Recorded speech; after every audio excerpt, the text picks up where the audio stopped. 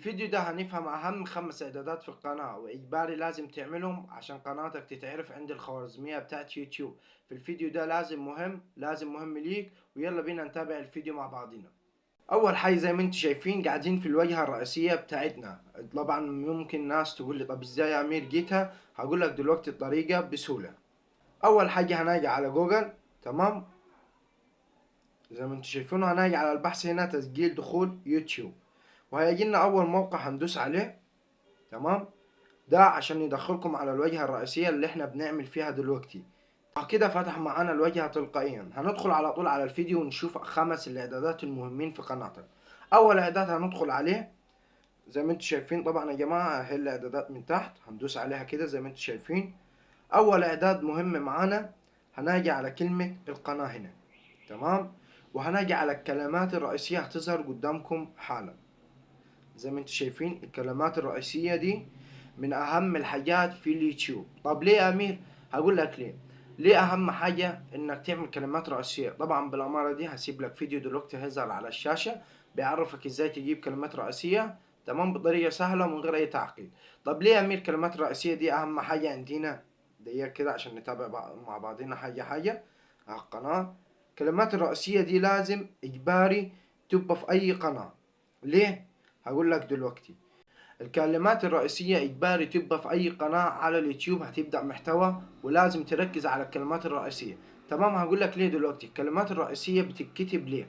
الكلمات الرئيسية يا جماعة بتتكتب عشان خوارزمية اليوتيوب تبدأ تفهم قناتك بيتكلم عن ايه، سواء كان كورة سواء أي حاجة، ويبدأ يقترح الفيديوهات على الناس المهتمة بالمحتوى ده. فعشان كده بقول لك الكلمات المفتاحية أهم حاجة في القناة، وإجباري لازم تعمل كلمات مفتاحية. وزي ما قلت لك هسيب لك فيديو بالحاجات دي وهتعرف الطريقة سهلة من غير أي تعقيد. تعالوا كده نخش على تاني إعداد معانا، تمام؟ هنجي على الإعدادات المتقدمة نفس الواجهة، تمام؟ وهننزل تحت كده زي ما انتم شايفين في كلمة تحسين على جودة الفيديو. جودة الفيديو فيه خيارين معنا: السماح ليوتيوب بتحسين جودة المحتوى المرئي، والتاني سماح يوتيوب بتحسين جودة المحتوى الصوتي. هقول لك حاجة حاجة وإيه بتعمل. أول حاجة السماح يوتيوب بتحسين جودة المحتوى المرئي. طب يعني إيه؟ يعني المحتوى اللي أنت بتقدمه، يعني الشاشة اللي بكلمك دلوقتي منيها، هو ده الكلام إن اليوتيوب يبدأ يحسنها. لو هي فيها مثلا حاجات مش باينة للناس، هو يبدأ يبينها ويبدأ يظهر الكلام ويبدأ يظهر كل حاجة عليك، تمام. وتاني حاجه بيقول لك السماح ليوتيوب بتحسين جوده المحتوى الصوتي، اللي هو صوتك اللي بيطلع في الفيديو. طبعا انا عاملها عشان المايك برضو على كده وكل حاجه على كده. انت طبعا لو انت معاك مايك محترف ومش بيطلع صوت كده ولا كده، ما انصحكاش تعملها عشان هتلاقي صوتك صغير ويوتيوب يبدا يعدل عليه. طبعا انا عشان برضو ايه الصوت بتاعي مش احسن حاجه، فعشان كده مفعلها. انت لو الصوت بتاعك مش احسن حاجه اجباري لازم تفعلها عشان يوتيوب يبدا يعمل في الصوت بتاعك باحتراف والناس تبدأ تكمل الفيديو، تمام. تعالوا نخش على ثالث خيار معانا او ثالث اعداد معانا، تمام.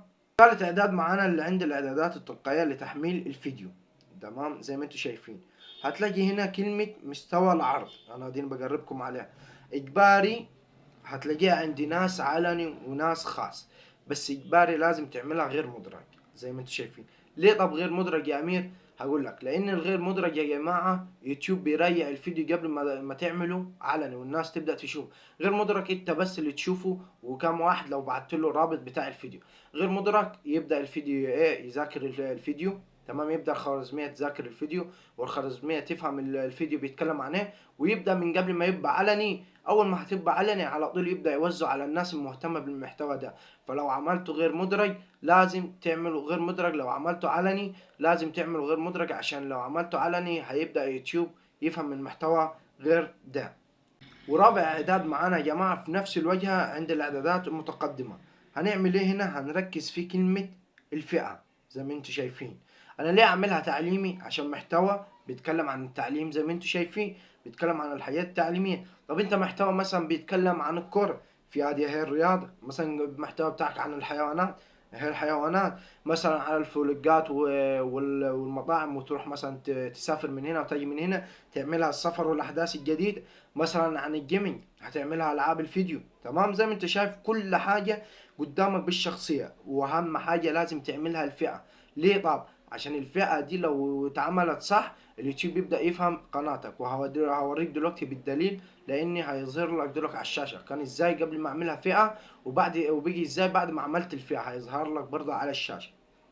تمام، لازم تعملها يا جماعة، مش هقول تاني.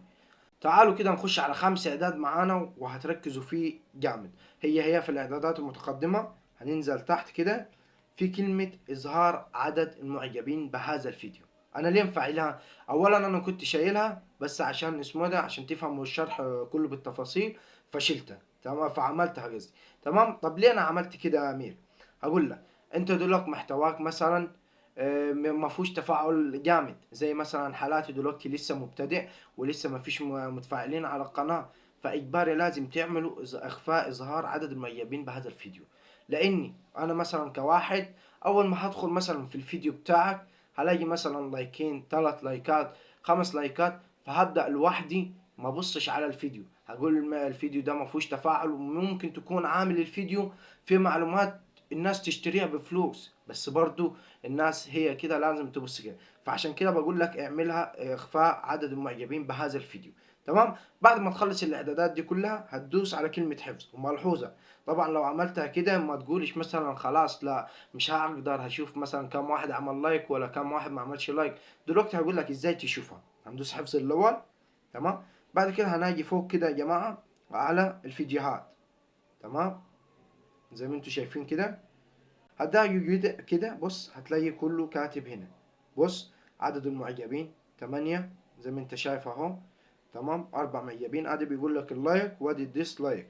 تمام، 4 معجبين وفي 5 وفي 4، يعني بطريقة سهلة تقدر تشوفها ومن غير أي تعقيد، سواء كان على الموبايل أو على الكمبيوتر أو على أي جهاز خلقه ربنا.